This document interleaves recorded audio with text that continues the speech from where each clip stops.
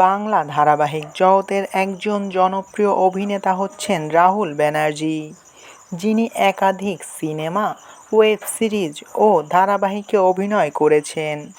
তিনি সবচেয়ে বেশি জনপ্রিয়তা অর্জন করেছিলেন সিনেমা চিরদিন তুমি যে আমার ও ধারাবাহিক তুমি আসবে বলের মধ্য দিয়ে।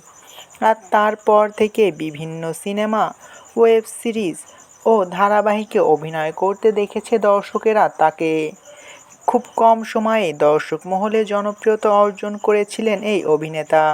মাত্র ৪৯ বছরেই এবার পরলোক গমন করলেন এই অভিনেতা। মারা গিয়েছেন এই জনপ্রিয় অভিনেতা।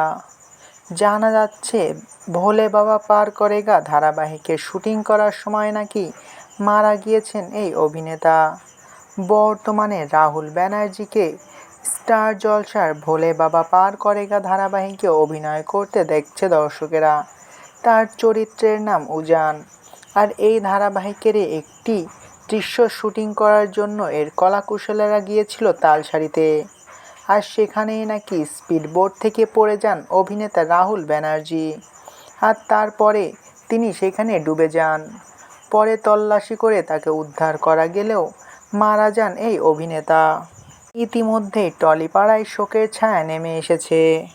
অভিনেতার এমন হঠাৎ মৃত্যুতে শুধু দর্শকেরাই নয়, বরং টলিপাড়ার অভিনেতা ও অভিনেত্রীরাও যেন একটু থমকে গিয়েছে যেন সব কিছু।